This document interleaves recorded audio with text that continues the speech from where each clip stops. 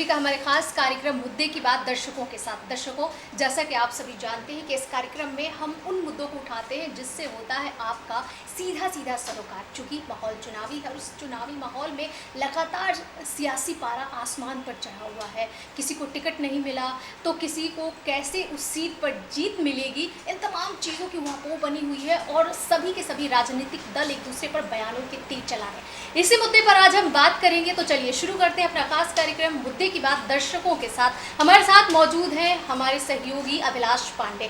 अभिलाष जी, जिस तरीके से लगातार किसी को टिकट मिल रहा है तो किसी का टिकट कट जा रहा है, जो अहम सीट है वहाँ से कुछ जो वहाँ के नेता हैं उन्हें टिकट नहीं मिल पा रहा है, जिससे मुश्किलें बढ़ती जा रही हैं, परेशानियाँ बनी हुई हैं, लेकिन कुछ समझ नहीं आ रहा है करे तो करे क्या। ऐसे में अगर हम बात शहनवाज हुसैन की करें तो शहनवाज का टिकट कट गया है। आप जो कुछ भी प्रधानमंत्री नरेंद्र मोदी ने कहा है उसको आप किस तरीके से देखते हैं?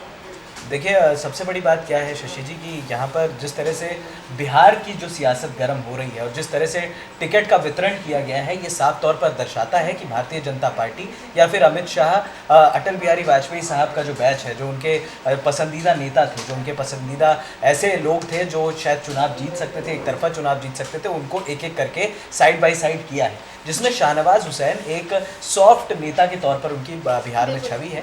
अब पहले तो हमने ये सोचा कि चलिए भाई, प्रत्याशी जो थे वो 2014 में हारे, इस वजह से उनका टिकट जो है वो काटा गया, लेकिन एक के बाद एक टिकटों का कटने का सिलसिला जारी रहा।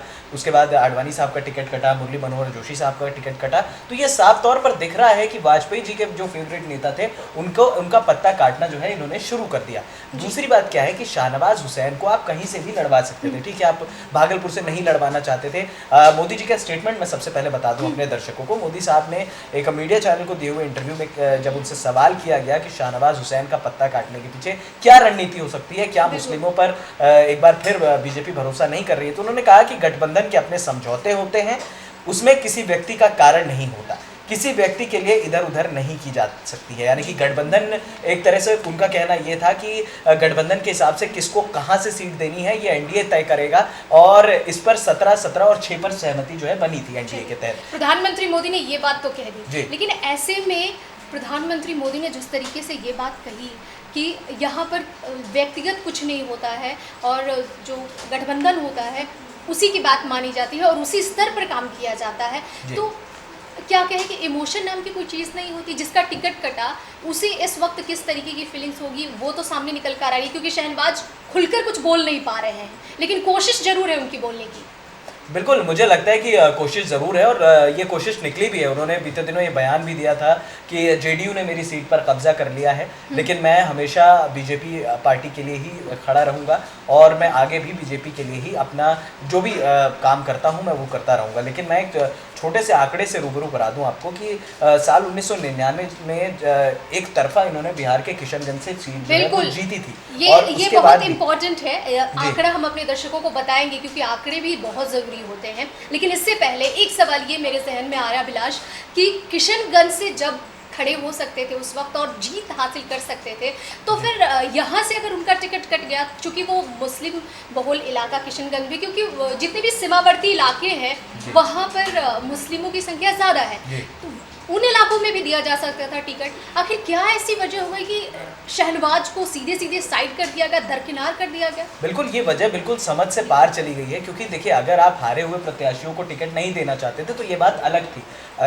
अगर इस तरह से देखा जाए, मैंने कल भी ये बात कही थी शशि जी कि स्मृति ईरानी भी अमेठी से हारी थी साल 2014 में, लेकिन उसके बावजूद स्मृति ईरानी को अमेठी से एक बार फिर मौका दिया गया है। और उसके बाद ऐसा नहीं है कि आप, ठीक है, अगर आप भागलपुर की सीट नहीं दे सकते थे, जो नरेंद्र मोदी के हिसाब से, जो उन्होंने कहा है कि गठबंधन के हिसाब से अपने नियम होते हैं, उस हिसाब से हम बात करते हैं, लेकिन शाहनवाज हुसैन जैसे नेता को आप अररिया से भी लड़वा सकते थे। आखिरकार आपने गिरिराज सिंह की सीट जो है नवादा से चेंज करके बेगूसराय की है। उसके बावजूद आपको शाहनवाज एक ऐसा चेहरा है, शाहनवाज सिर्फ एक मुस्लिम नेता नहीं है, वो एक बड़े नेता के तौर पर उभर कर सामने आए हैं। बिहार में उन्होंने काफी बड़े बड़े काम किए, 1999 वो किशनगंज से जीते हैं और बेहतर किया है उन्होंने बिहार के लिए, और लगातार उनकी कोशिशें रहती है कि बिहार के लिए कैसे और बेहतर किया जाए।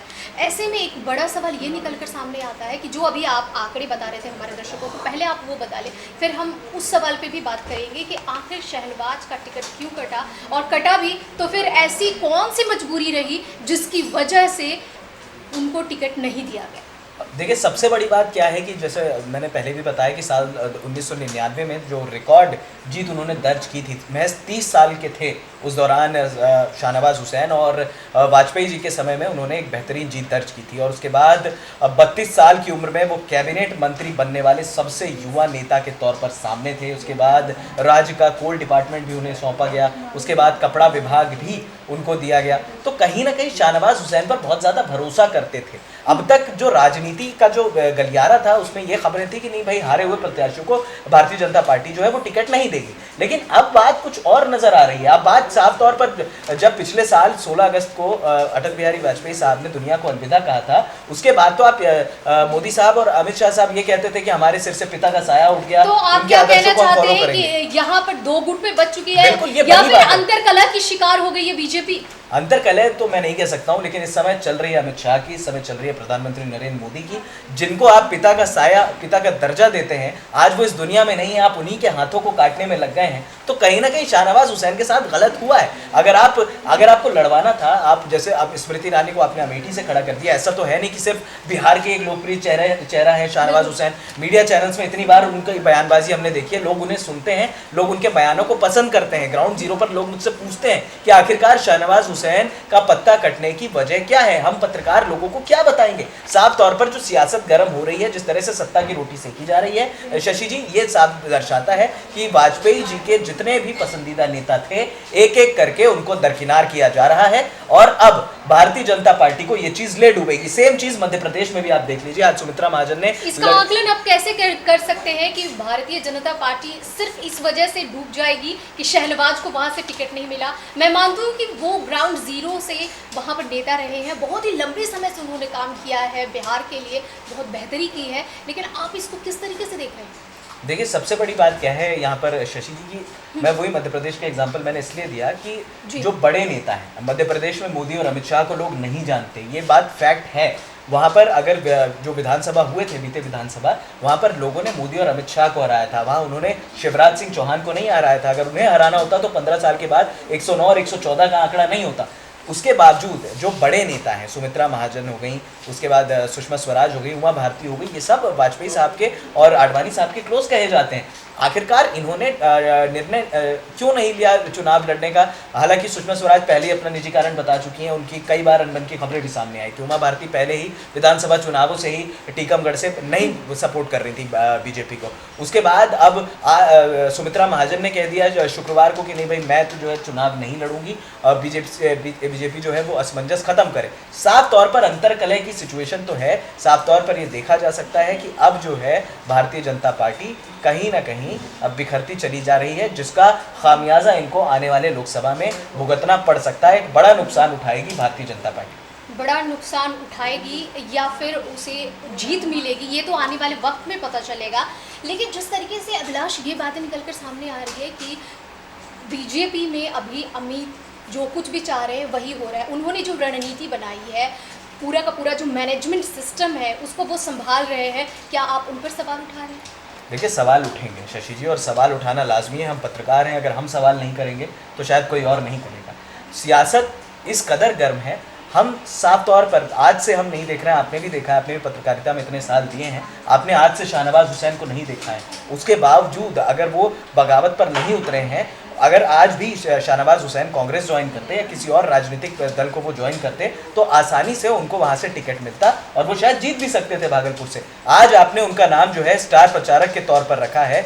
स्टार प्रचारक के तौर पर अभिलाष, मैं आपको यहाँ पे रोकना चाहूंगी। स्टार प्रचारक के तौर पर जब वो खुशी खुशी काम कर रहे हैं तो फिर ऐसे में आप ये कैसे कह सकते हैं कि वो नाराज है? अगर नाराज है तो फिर वो खुलकर सामने आए, क्योंकि अपने लिए खुद से लड़ना होता है। अब पार्टी का क्या फैसला है ये तो हम नहीं बता सकते ना, चार दीवारी के अंदर क्या बात होती है। अभिलाष, कल लेकिन हमने ये बात क्लियर है की थी और जो हमारी कल की जी। चर्चा हुई थी उस पर भी हमने रखा था इस मामले को कि किस तरीके से ये मामला बहुत ही संवेदनशील हो सकता है शहनवाज को लेकर। वहाँ की जनता शहनवाज को चाहती है, तो इस वजह से अगर वो स्टार प्रचारक होते हैं और उन्हें वहाँ से टिकट नहीं दिया जाता है तो इसका खामियाजा बीजेपी को भुगतना पड़ सकता है। लेकिन जब शहनवाज को नाराज़गी नहीं है, वो कुछ भी खुलकर बोल नहीं पा रहे हैं, ऐसे में हम ये कैसे अनुमान लगा सकते हैं? वैसे एक अनुमान कर हम लोगों ने लगाया था कि वो कांग्रेस ज्वाइन कर सकते हैं। इसको आप किस तरीके से देखते हैं? क्या वाकई में ऐसा हो सकता है? अभी अभी आपने भी कहा कुछ कयास लगाए जा रहे हैं। बिल्कुल, खबरें तो हैं लेकिन अभी फिलहाल चीज़ें जो हैं वो सामने नहीं आई हैं। लेकिन एक चीज़, एक एग्जांपल मैं देना चाहूँगा शशि जी, मैंने कल भी ये बात कही थी कि ठीक है, आपका पत्ता कटा, आपको हटा दिया गया, इस बार आपने चुनाव नहीं लड़ने का फैसला किया। अगर शाहनवाज हुसैन ये नहीं कहते कि मेरी सीट जेडीयू को चली गई, तो कहीं ना कहीं डायरेक्टली उन्होंने ये बात कह दी थी कि जेडीयू की वजह से जो है मेरा पत्ता कटा है। दूसरी बात क्या है कि शाहनवाज हुसैन स्टार प्रचारक के तौर पर मान लीजिए अगर भारतीय जनता पार्टी का प्रचार करने जाते हैं, लोगों के पास क्या मैसेज जाएगा कि एक ऐसा नेता जो पिछली बार हार चुका है, चलिए हार की बात है क्योंकि कम अंतर से वो हारे थे, जिसको इस बार बीजेपी ने टिकट नहीं दिया है, वो किस तरह से लोगों को इन्फ्लुएंस करेगा कमल पर बटन दबाने के लिए, ये बात सोची जानी चाहिए। अब ये बात शाहनवाज भी सोच रहे होंगे कि स्टार प्रचारक बनाकर क्या उनका प्रमोशन हुआ है या डिमोशन हुआ है। आज अगर जो बड़े नेता चुनाव नहीं लड़ रहे हैं क्योंकि योगी आदित्यनाथ लड़ नहीं सकते, लोकसभा मुख्यमंत्री हैं, तो कहीं ना कहीं एक बड़ा पद तो नहीं रहा ना अब शाहनवाज हुसैन के पास। हो सकता है आने वाले समय में आपने उनके राजनीतिक करियर पर भी सवालिया निशान लगा दिए हैं। अब देखना होगा कि बीजेपी में कितने दिन और रहता है। चलिए, राजनीतिक संभावनाओं का है और इसमें संभावनाएं और कयास लगाए जाते रहे हैं।